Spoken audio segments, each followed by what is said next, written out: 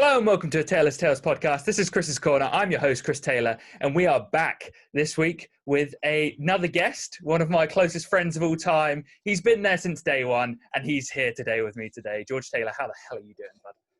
I'm very well, thank you, mate. How are you yourself? Very well. And for those who aren't aware of who you are, how would you describe yourself to somebody who hasn't met you yet? Intelligent, sexy. Joking. All jokes aside. I'm just a down-to-earth person. Happy, sentimental, and just enjoy life. Pretty much. Loving it, mate. That's a great way to introduce yourself to people. I like that. No, obviously, got one of the best senses of humour out there as well. You forget to mention that, and Thank you're you. always willing to have a laugh where others are not. So yeah, straight up. I always like to start off the podcast like that, just to get people feeling, obviously this is just formality. We are just two mates having a chat over, two grown men, as I said earlier, about to talk about Harry Potter, but Oh yeah. Let's get into it. Let's go. We've talked about your characteristics. I think the first question to come across that I think you'll love, and we've both done this before, what house would you put yourself in Harry Potter? So, I've always wanted to say Gryffindor, but I've never been as strong-hearted as some Gryffindors. I'll probably say more Hufflepuff. I'd say, because I kind of feel like personality traits are Hufflepuff because they're loyal, they're smart, and they're just good people. Not saying that Gryffindor isn't, but obviously Hufflepuff is, I don't know, it's got that little bit more to it, I find. What about yourself? You know what? For me, I'm actually, I'd say, a little bit of Ravenclaw with a mix of Gryffindor like yourself. I think that Quirky. I'm a little bit weird and wonderful, like Luna Lovegood, but at the same time, got the charisma to match for Gryffindor. So I do love the fact that you've been very honest there, mate. I do like that, because my next follow-up question was going to be, what do you think other people would place you in if you were to have others say? I don't know. Probably some might say Slytherin. Some might say opposing houses. But I'm going to stick to my roots and say people would think I'll be in Hufflepuff. That's only because I've always said that I've been Hufflepuff. And this thing that J.K. Rowling released, I think it was like 5 or 6 years ago, the thing called Pottermore. Yes. So it was like an online follow-on from the books, and you can choose your own sort of like house, your destiny, and sort of, it was like an online game sort of thing, and you read bits that weren't in the book.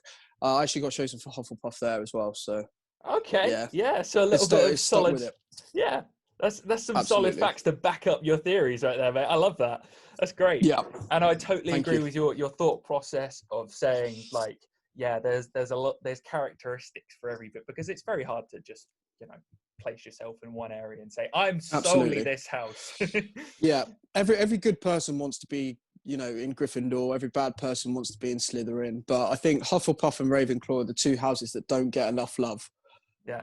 I can tell you straight up right now that two people who come to mind when it comes down to Slytherin are straight up. One, my dad. He wouldn't like to hear that. He is straight up Slytherin. Yeah, without a doubt. I'd say he's more of a Gryffindor. I'd say your dad's a Gryffindor because he's got a big heart. He does, really? But at the same time, he's got that intelligence and willing to connivingness as well. He's a troublesome guy. He's a troublemaker, and a rebellious person at the same time. Of course. I'd say Jordan Green, 100%, also been on the podcast, is 100% Slytherin without doubt. Oh yeah, he's just got the look of a Slytherin, hasn't he? He's 100 without doubt. His way of life, his rebelliousness as well. It's not a bad thing. I'd like to point out. I think that everyone gives Slytherin a hard time. I think they're actually, they're not meant to be, as JK put it, the enemy of the houses. I just think it's a select certain people. Yeah, of course, like Draco. Yes, Draco and Malfoy. But then he turns out to be like quite good in the end, doesn't he? I think he just looks out for himself, and obviously his mum and dad do as well. So I think it's characters that kind of always have a good bliss in the end that make it good. And you kind of like, you don't think about the house anymore when a Slytherin or someone like Draco, for example, has kind of, turned their back on the enemy, which would have been Voldemort and stuff. And yeah, it was a good end towards the end of the film. So yeah. Yeah, so that was, and here's to put time into perspective for you right now. We were in 2021. That finished in 2011, 10 years ago. Do you know what? I was saying this yesterday. That was absolutely crazy. How mental. It only feels like in the last couple of years that it's actually like, I don't want to say that it's done, because I don't think it is ever done. I think because I think it was Christmas 2 years ago. I actually got we went to go and see The Cursed Child, which is the theatre. So it's the lead on from the Deathly Hallows. And so I've always said to myself, I don't want to go and see it, because after that, 19 years later, when they're at the train station saying goodbye to the kids, I've always wanted to let my imagination kind of wonder what happens next. So I was kind of like, I'm not going to go and see The Cursed Child. I refuse to get the books. So 2 or 3 years went down the line, and I just thought, maybe I might read the book. So I read the book, and I was shocked. And I was like, okay, I'll go and see the play. So we got the play, and the play's brilliant. For anyone out there that wants to go and watch the play, I highly recommend it. It's fantastic from start to finish. And yeah, it's what every Harry Potter fan wants to see 10 years after the film, basically. But it's good. It's good. I'm so hyped you've said that, because I've heard such mixed sort of reviews, not of the play itself, but of how people feel towards JK after, having this amazing series of books that all, they're all quite special to us, for those who've grown up with Harry Potter. And so to see, this amazing next chapter that, like you said, you've come out and you've found a positive aspect of it. And The Cursed Child has got a lot of applause for the way it's done in the theatre as well. So I haven't seen it yet, but I will one day at some point. Yeah. I mean, you're going to have to book in advance. I mean, it's such a popular show. It is, that I think that when we tried to look at tickets when it first came out, you have to watch it obviously in part 1 and then part 2, but they were only selling part 2 tickets and then part 1 a year later, because the demand for it is crazy. I can't remember where it is. It's directly in London, but they've got their whole theatre is based around that, and they've got like sort of, as you go into the auditorium, there's like outfits from the cast and sort of autographs and stuff, and it's amazing. It's really good. It's good. I enjoyed it. I love seeing the Cursed Child outside, in those lettering, the very sort of Harry Potter lettering outside. Is it Shepherd's Bush? It might be Shepherd's Bush, I think. Around that area, yeah. Definitely. Around there, yeah. What's your what would you say your favourite Harry Potter is then? Oh, for me, and this is because it ties down to how everyone can watch it. So it's either going to have to be Chamber of Secrets or Philosopher's Stone, just purely because of how much I love the original Albus Dumbledore. Of course, Richard Griffiths. Richard Griffiths gave such a performance. Ironically, he didn't necessarily want to be in the films in the first place. However, I heard about that. He's brilliant, and I think it was his either his goddaughter or his grandchild persuaded him to be in the Harry Potter series. I don't know about you, but I have such a nostalgia when I watch those films, because they were the ones that I watched at the cinema, the ones that we played in the playground together and pretended to play those characters, Oh God, yeah. Don't worry, we won't get into that. Yeah, massively cringe. No, I mean, I've always associated, sort of most of my life. I'm going to geek out here, so go for it. But I've always associated myself as just a massive fan for years since the book came out in '98, I think, and I read them in 2000, and it was the first book I ever read, and I think I was very much sort of put to it because of I was kind of growing up in the same year as Harry was, so I was watching him grow at the same time. We was watching me and yourself grow, and Alex and people like that, and it was just it just associated Harry Potter with most of my life. It's just one of those films that will just never get old. If it's on, I'll drop everything to watch it again. I can't tell you how many times I've actually watched it all, but it's probably in the thousands. It's got that But nostalgia yeah, effect, doesn't it? Every time you watch it, it you're does. taken Yeah, away.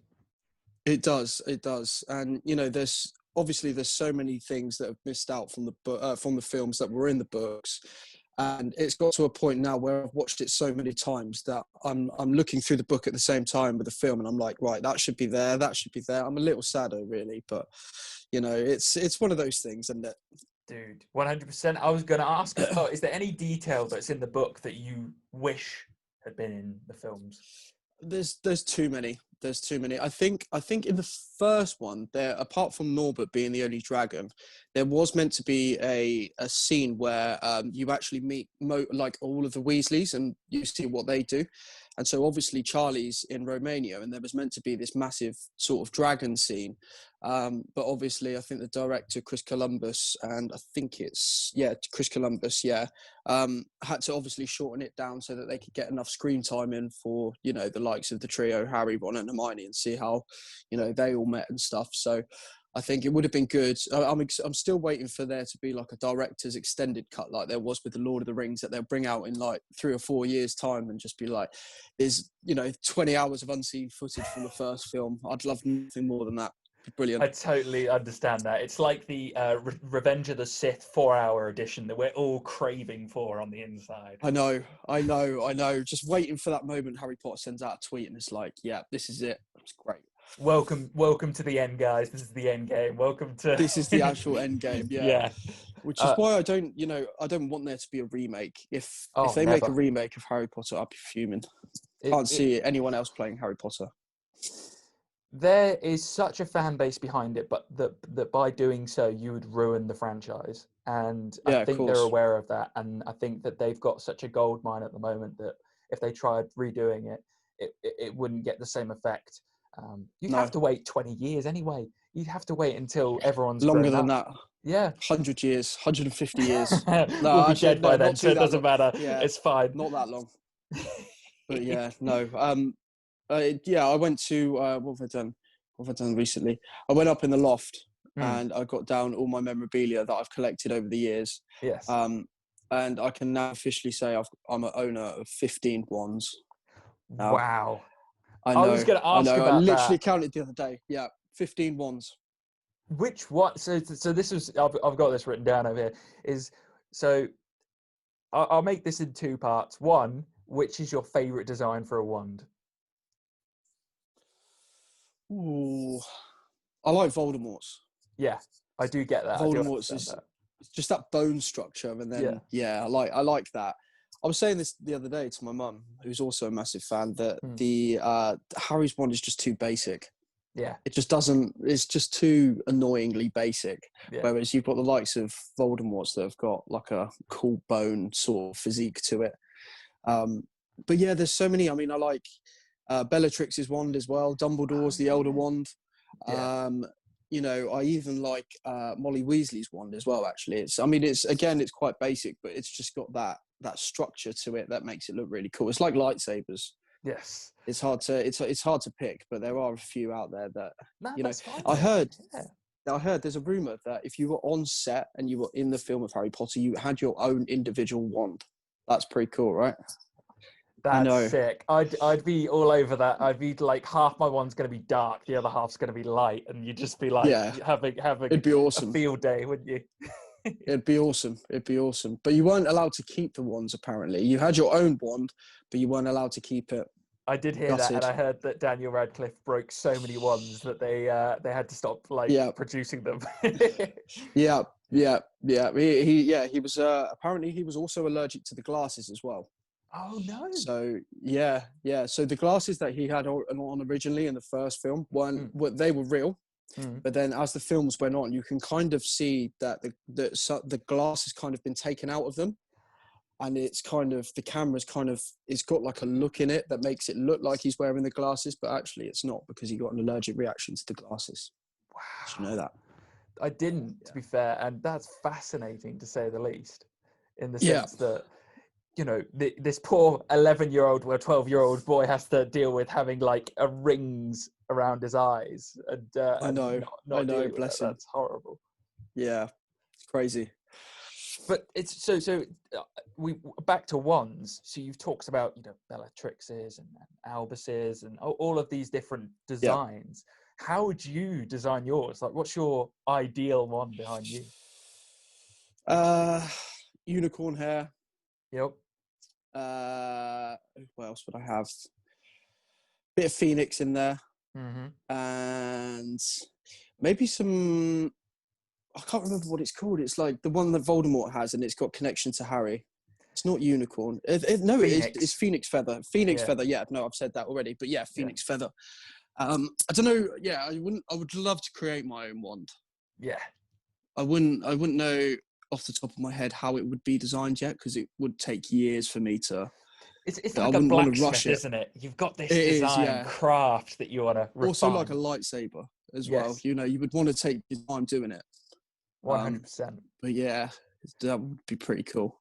It's like that idea that the wand would be a part of you, and I do like the idea that the wand chooses the wizard, and so in your case you'd have a wand that resembled a part of you, which is fascinating. Yeah, so cool. It's so good. So we went to Universal Studios in Florida. We've been, I think, twice now, 2 or 3 times. Yeah. And so when you go in there, it's basically Diagon Alley, and you go in, you queue up, and it's in Ollivanders, and there's a guy that comes down, he acts it, and he does all the talking, like what Ollivander does in his workshop. First year we went, my sister got picked. And I was gutted, absolutely gutted that she took it away from me. Typical. The second time, I thought, okay, we'll go in there. I'll wear the brightest top. I'll push my way to the front. There's all these kids that are lining up. And I've always said I'll kick a kid out the door unless I get my wand. And I was barging past all these kids. And oh my God. Once again, my sister got picked again. No. I was fuming. Yeah, she does this, those puppy dog eyes or whatever. And it's just like, pick me again. But it's not the fact that she got picked again. It's the fact that she pushed me out of the way to get to the front. I know. Blasphemy. Fuming. Absolutely fuming. So but, what happens when you get picked? So you get picked, you get like a light on you, all the bookshelves move. It's basically everything that you want to see in the film. Only part is that you have to pay for the wand straight after. I mean, yeah, obviously, that's an obvious, yeah. But that's still sick. That's so seriously good. Cool. It's awesome. Really, really good. I bet you're just still like, that's resentment that's built up that you want to express over time towards your little sister. That's one thing. Yeah, I mean, I like my sister, but I don't like her for the fact that she's just pushed her way through and just ruined my chance again. Just to get a flipping wand. Still, mate, you can always go back as a full-grown adult and push your own son or daughter out the way and say, "My turn." I'll do that. I'll do that when I'm 60. I don't care. That's brilliant, mate. Good. I love that. And instead of having a wand, you can have the wand as your walking stick, and we'll just like do it that way. It'd be like Lucius's sort of walking stick that turns into a wand. Yes, that'd be pretty cool. I always thought that was so cool. Like Lucius Malfoy, although he is like quite a dark character in Chamber of Secrets, he's so good. It's so fun. Jason Isaacs. Yes, he's an absolute legend. He's done so many good movies. He's so good. Very, very good. I think that's why the cast of Harry Potter have always been. I think they got it down to a T. Yeah. Because I think before they were looking at a couple of people, like a couple of actors, prior to Daniel Radcliffe, and they actually found Daniel Radcliffe in a theatre. So they were watching a performance of, I think it was like David Copperfield, I think, in the West End. And obviously they didn't really go there with the intention of actually finding, sort of Daniel. But I think he was a couple of rows in front, and I think they'd seen like past like interviews and stuff with him, because I think he'd done a bit of work for the BBC, where they find like young actors who come in and they do like a little bit of extra work in sort of TV series.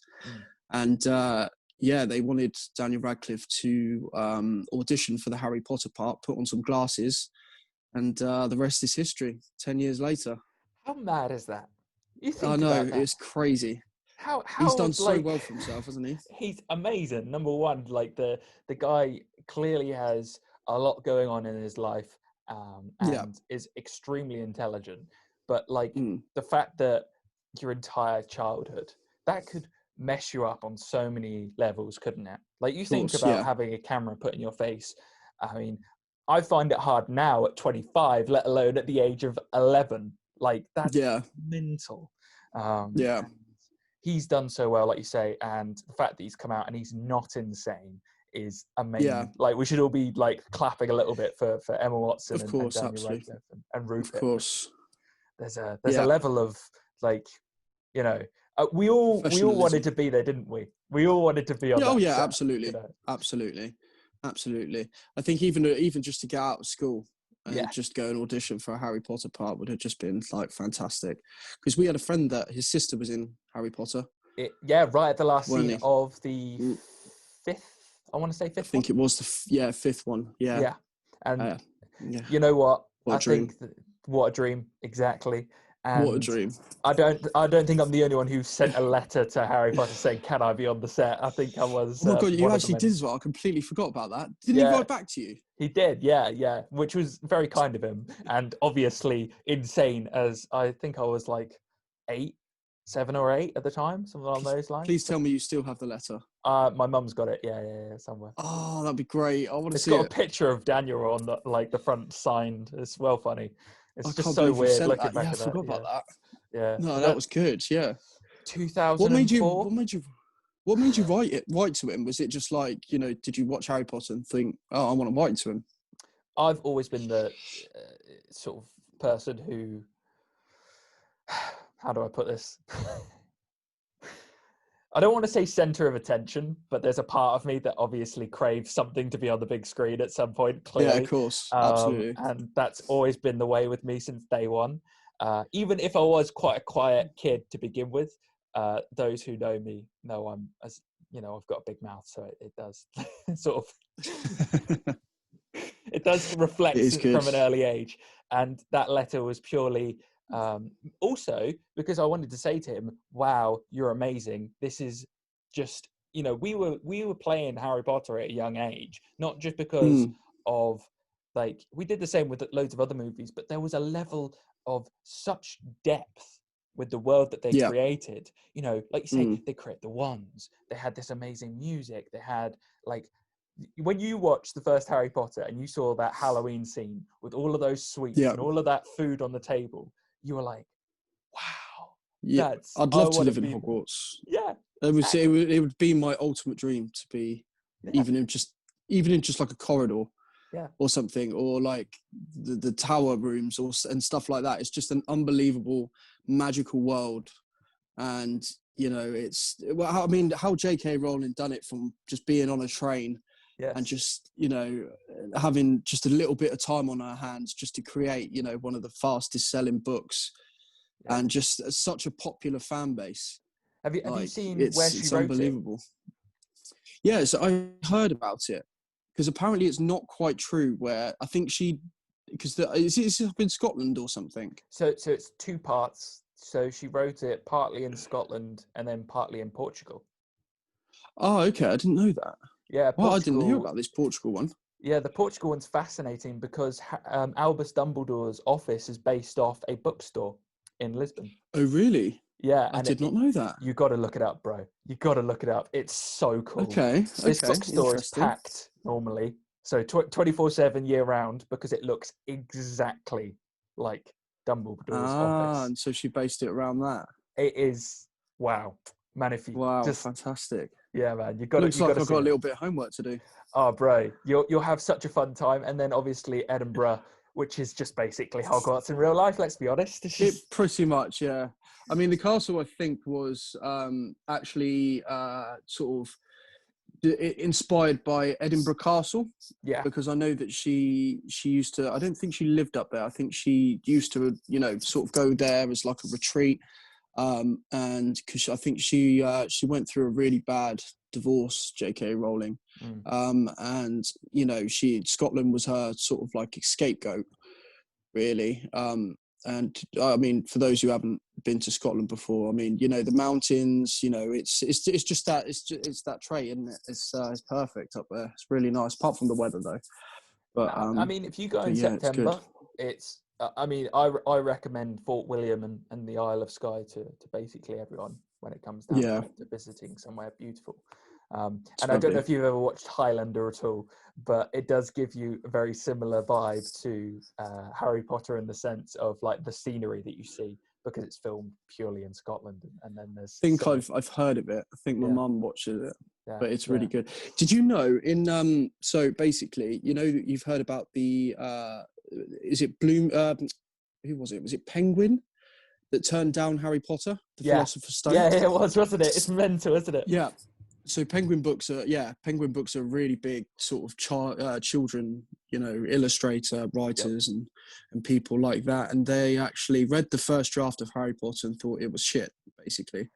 And so they put it to one side and was like, no, not happening.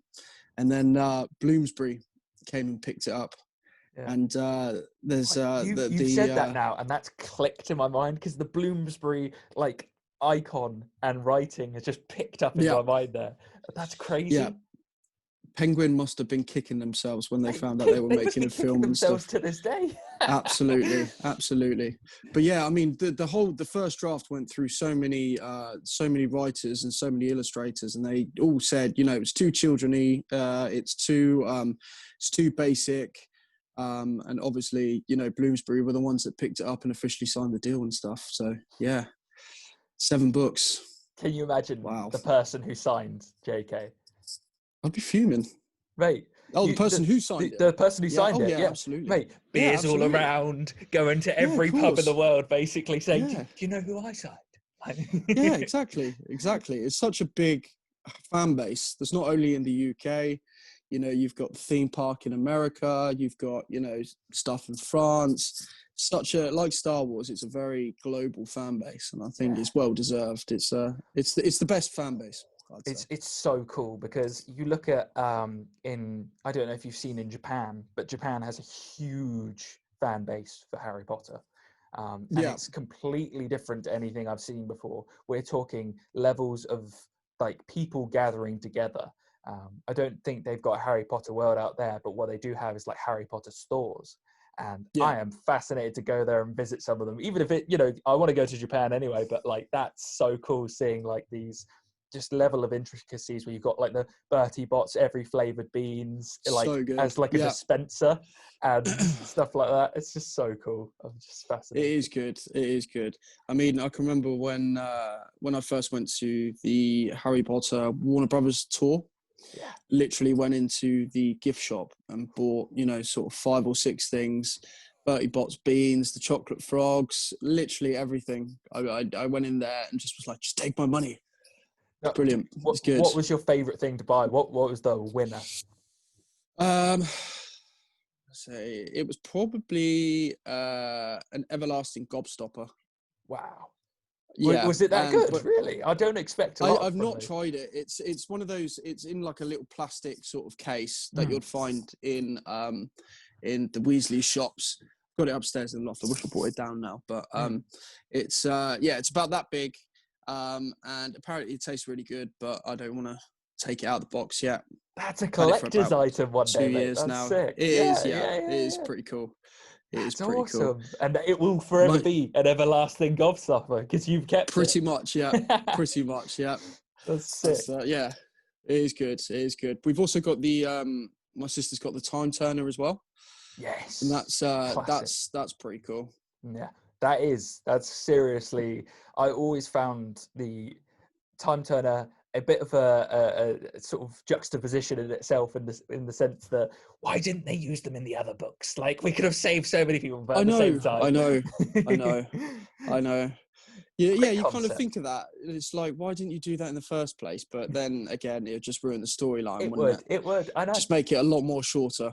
Yeah, exactly. And I think that JK used it perfectly. It was used in the third one, and then again in the 7th book. I think I remember using it. It was either 6th or 7th. I don't think it was in the movie. 6th. Yeah. Yeah, it wasn't in the movie. It wasn't in the movie, no. But in the book, they used it quite a lot in the 6th. Yes. Yeah, the 6th. The Half-Blood Prince, they used it. Yeah. Yeah. Because didn't Harry So like do good. that on Slughorn where he just went back over and over again? Or I can't remember if it was that or Yeah. something else. Well, yeah, I think he tried to, because he tried to get the last, the missing piece of the Horcrux, didn't he? Yeah. He was trying to persuade Slughorn to kind of give up the memory. Yes. But he was very subtle about it, wasn't he? He didn't want to do it. So, I think the time turner was used a couple of times there. This is making me want to read all the books again. Dude, it's one of those things where a subject comes up like Harry Potter and there's such depth to the books. And I don't know, you said you read the first one when you were a young age. Did your parents ever read them to you at all growing up? Absolutely. Every night. Yeah? It used to be a couple of chapters a night. Yeah. And then it'd be straight on to the next one after that. Yeah, massive fan, massive geek, massive fan of the books, all my family and stuff. So it makes it a little bit easier when your family are as well, when you're friends and stuff. So it's good. We're the same, mate. We all got hooked. I bought because we realised we didn't have the Philosopher's Stone on DVD. So I was like, why do we not have it? No, it wasn't until I've got like 3 copies now. I've got like an extended edition. I've got like this one in another book, in like this other case, and even sort of going around old DVD shops and just finding ones that I haven't got. With it's like the books as well when they've got like different illustrations on, like different, like you got the hard copy and you got the other one as well. And every bit of Harry Potter sort of things, I'll just pick up and I'll get. I'm not much of a saddo. No, mate. I think it's brilliant. We all have our hobbies. We all have our collector's items.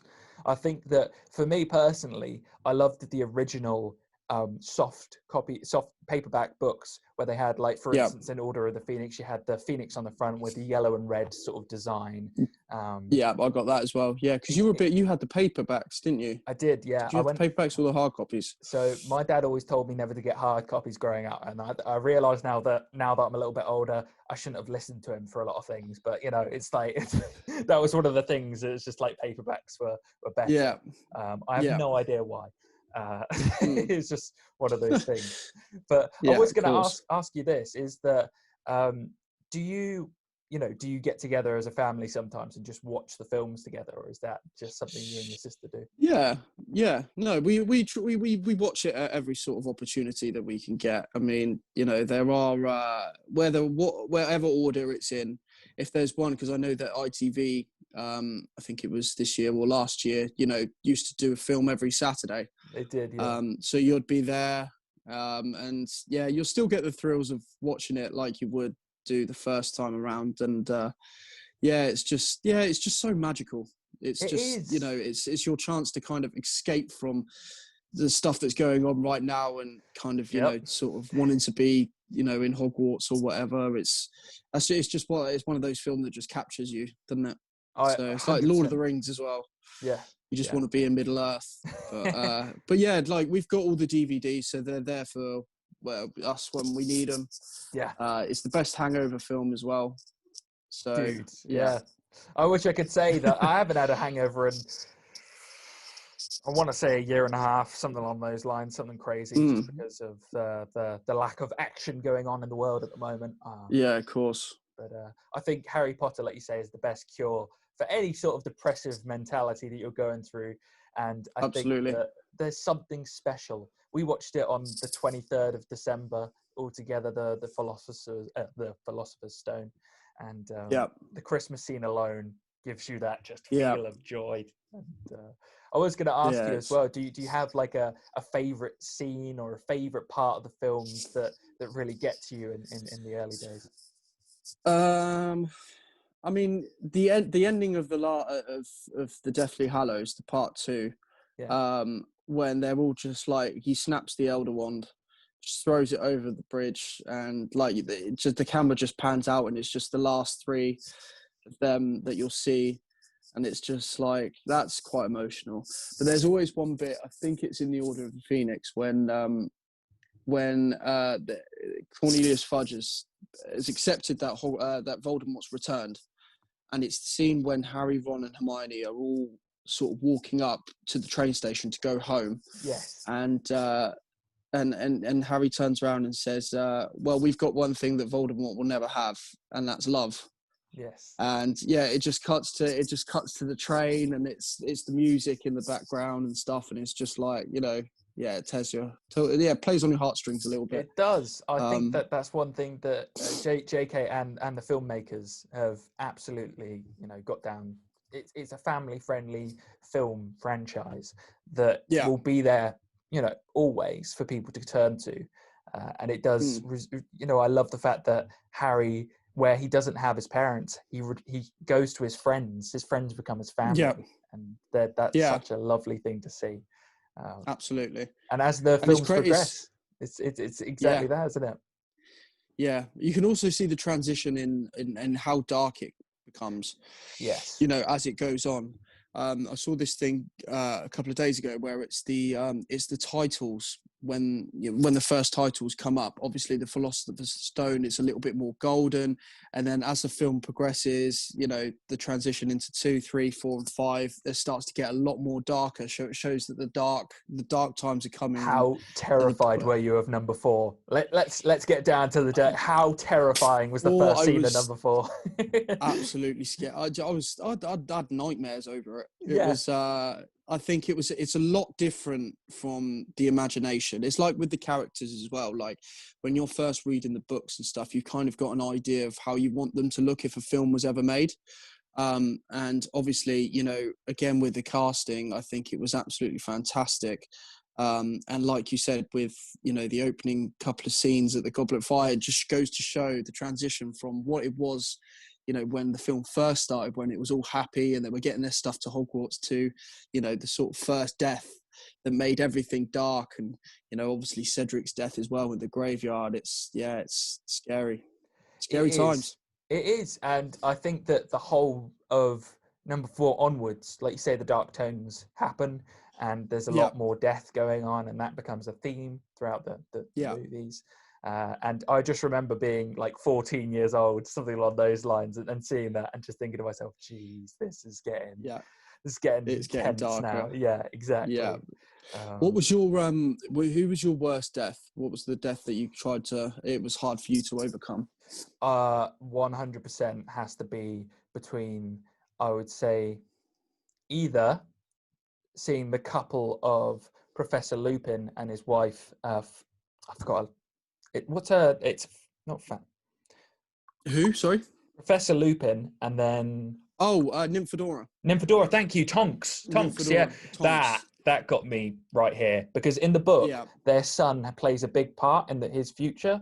They don't mention it in Teddy exactly in the book, and I was booing when I saw that in the book. I was like, no, not sad. You know what I mean? Yeah, no, Nymphadora was it was a hard one. That was definitely a hard one. Because what about Fred though? Oh mate, that was just as hard. Fred. And they did that in the movie where you see all of the Weasleys like crying over Fred's body. It's like, wow, this is. I know. It's terrible. It's Rowling. Why have you got to do this to us? But it makes it real, doesn't it? It makes the battle more. It does.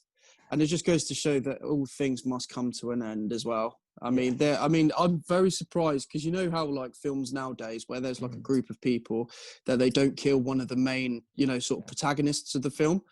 But I think there was an interview a few years ago that Rowling came out and said that she was very tempted to kill off Ron.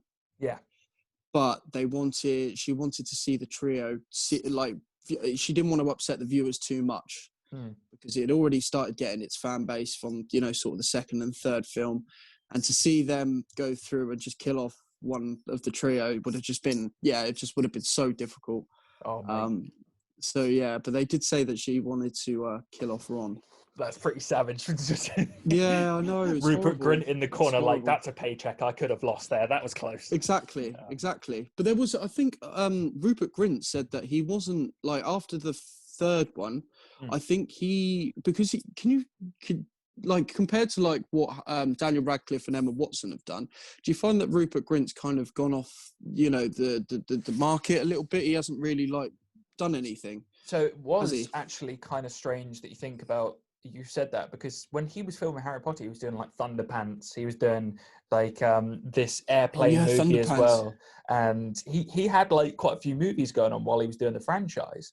And then all of a sudden, as soon as Harry Potter ended, it was like he just decided to go off the radar, like you say. Yeah. And then he joined Ed Sheeran in his music Oh video. yeah. Lego and House. Yeah, Lego House, and that was it. We just haven't seen. No one heard of him. Yeah, but I think that was his choice because I think all three of them agreed that they needed a break from film. I think it's only Emma and Dan who've properly, and I don't know if you've seen this recently, but the guy who played Harry's cousin is now he's doing quite well for himself, Dudley. The guy who played Dudley. I can't remember his actual name, but yeah, I've heard of this. He's in a BBC series now, isn't he? He is. He's also in the chess series Gambit, the Queen's Gambit. Oh, the Queen's Gambit. I'm yet to watch that, but I'll watch that soon. Fantastic series, mate. Good. You'll like it. You'll like it a lot. It's really good. Yeah. Speaking of chess, mate, because of the rise of chess at the moment, I've gone back to playing it, and I saw the scene in The Philosopher's Stone. How cool is that growing up, like seeing that sort of the Wizard's chess. Wizard's dangerous, totally barbaric. Just dangerous sport. Okay, yeah. I mean, that was just such a good scene. Yeah. I mean, the way that there was, you kind of, it's from like as soon as they went down to the trapdoor, through the devil snare into the room full of keys, and then it was a wizard's chess. It's like, it was mad. It was crazy. I mean, reading about it in the books were obviously, a little bit more into depth about it, but I think they've done really well with the scenes that they had. So, they gave great credit, and it's a big part of the books, isn't it? And it's the same with Quidditch, and how I love the fact that they make Quidditch just such a prevalent thing within the films as much as they are in the books. Yeah. And I loved watching the World Cup although it was quite British short. World Cup. It was, very short. Who was it between? So from Bulgaria and Ireland, I'll always remember those. Well done. Because Bulgaria, we used to play this, and I was going to ask you about this. Who's your favourite team on Quidditch World Cup? Harry Potter. Bulgaria every time. You're just just because you have Victor Crumb. Victor Crumb. You always used to Crumb. Always used to win with Crumb. It was like, it was Quidditch World Cup. Yeah, that was PlayStation 2, wasn't it? It was the classic old days. Do you remember we used to play that a lot growing up? Yeah. So much fun. So much fun. That was like the FIFA of all FIFAs, wasn't it? It was Quidditch World Cup. It was 100%, and they put so much effort into the game, and I love that. It felt like when I watched the movie and I saw Quidditch in number 1, 2, 3. I think there was only a little bit in number 3 and 4. Yeah. You just wanted to go play it, didn't you? You wanted to be the team. Yeah. You wanted to be Gryffindor or be Slytherin and just play the game. That's so cool. There is an actual sport called Quidditch. They do have a tournament. I can't remember whereabouts it is in the world, but they actually do have a sport called Quidditch. I mean, obviously you're not flying, but you have got like a broomstick, and obviously one day brooms will fly. Yes. That'll be the day that everyone will be happy. I predict that what will happen is we'll create a VR world, a sort of visual reality. That'd be so good. Where you can visit all of these worlds. So Harry Potter world will be a world. We'll have Lord of the Rings world will be a world. You'll have Middle Earth. You'll have all of Star Wars. You'll have Geonosis that you can visit. I would love that. All of these things. Because at the moment, that'd be so the one cool. thing that we miss in reality is the ability to travel. So if we had it in our own living rooms, crazy. It'd be brilliant. Have you tried virtual reality before? I have. It's a little bit clunky at the moment, but we'll get there one day. Yeah, I've played there's one where my mate's got it. You put it on and you have to walk the plank. So you could be on a building and so cool. You're looking around. Oh, hang on. Can you hear me still? Yeah. Don't worry. It's just hang on, my camera. There you go. You're fine. Yeah, sorry. There we are. Oh, hang on 1 second, mate. What's going on? If you don't, yeah. No, my phone. 1 second, my phone's going. So this virtual reality thing. It's so basically you're on a building. You look around, and you have to looking down. It actually feels like you're actually on top of a building. It's scary. Oh, I hate heights. Horrible. So do I, mate. So do I. But at the same time, I can, the scene where Harry's grabbing onto the broom, that would terrify me. But at the same time, it's so scary stuff, mate. Hang on, I can't properly. A second. You Hello? Good? Yeah. Yeah. No. All good. Yeah. Sorry, I had you on mute. Technology. Technical difficulties within the podcast, but it's fine. I know. I do apologise. But I was going to ask you, what position would you play in Quidditch? What position? Oh, I would. I don't know. It would be either I'll be a keeper, or I would be a. Oh, I don't know. I'd probably say a keeper. It's a good shout. I think, I like yeah, that. I'd be a keeper. What about you? Me, probably a beater. I'd probably that beater, just fits my that's a good one. structure for who I am. But also, like when for you, you got Oliver Wood to look up to. That's such a cool character. He's not in any of the other books, in any of the other films though. He's only in the first one, isn't he? But in the books, he's quite a prevalent character, isn't he? Yeah. I thought, it's very strange why they didn't put him in any of the other films. I really liked him. He's another character that you would have liked to have seen more of. Yeah, 100%. But yeah, he's a good character. Yeah, and I think that with the keeper position becoming like something with Victor Crumb, you had Seeker, you had Harry who was a Seeker, you had Draco who became another Seeker. It was quite focused on that one position. Yeah. But when you play the games, you get read the books. There's actually quite a few. There's like chasers who come up. Like I think it was the American chaser who comes up in the book, and she's like amazing, and Ron falls in love with her within like 5 seconds or something along those lines. Yeah. Who do you know who Ron's favourite team is? Is it the Harlequins? Is his favourite team? It's the I just had it. It sounds like the Harlequins. Like Holyhead Harlequins. Is that it? Or something like that? Yeah. Yeah. It was. It's good that they've got. Oh, go on. No. I was going to say, like, I couldn't. There's certain teams that I remember, but that's the only one that comes up in the book at some point, which is like that's all I remember. I know the national teams. The national teams, National teams are more. Yeah. I wonder if England had a national team for Quidditch, I'd definitely be on there. 100%. Oh, mate, you'd love it. It would be so much fun. And I always think to myself, like, when it comes down to England, each nation has its own like prevalent stadium that has a sort of theme to it. So the Americans had like Halloween theme because that was like their thing on the game, and then the Bulgarians had like wood and like sharped Transylvanian rocks. And what would England's be? So cool. What do you think ours would look like? It'd be something patriotic. Yeah. Like some roses around the edge, or roses, just St. George's Cross. Yeah. Dragons, I think. I like your thinking. Dragons. Yeah, dragons. Yeah. And maybe something that's like quite like medieval, or something that has like England's history, like backgrounds and stuff. Yeah. That'd be cool. I'd love that, mate. I think our flag should be like we should properly make it medieval to represent the wizardry behind it, and we should go with something like the War of the Roses flag sort of thing. Yes, I was thinking War of the Roses as well, with the two the two roses. Yes, the Lancasters and the what was the other one? And it was the Tudor House of Red Rose, wasn't it? So it was like Lancaster versus Yorkshire. Yorkshire and Lancasters. That's it. Yeah. That would be cool. Oh, mate. Love that. I'm just thinking about that now. You think we've been to see Reading games, and we've had like beers in our hands and stuff like that. Wouldn't it be amazing if one day we could like sit in a virtual reality, watch a Quidditch match, and like have butterbeer and like have the whole sort of vibe going on where we're sat in the stands just having a chat while we're watching it? That would be cool. Have you tried the butterbeer before? No, I've never, and I've heard mixed reviews. What's your thoughts? I'm not a big fan of it, to be honest. I was quite gutted when I tried it. It's just too sweet for me. Yeah.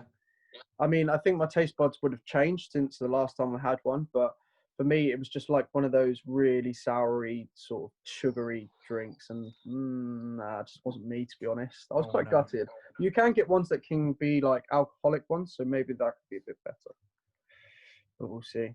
I need to go to Harry Potter World soon. Yeah, mate. Well, like I've never been to Florida before, so that will be definitely on my bucket list. You need to go. And even with the Warner Brothers Studios, I think they upgrade it like every couple of years when they've got new things. Because the last time I went, the Forbidden Forest had only just opened. And so you've got like a brand new site and stuff that you go on through. It's like it's good. It's good. We'll have to go.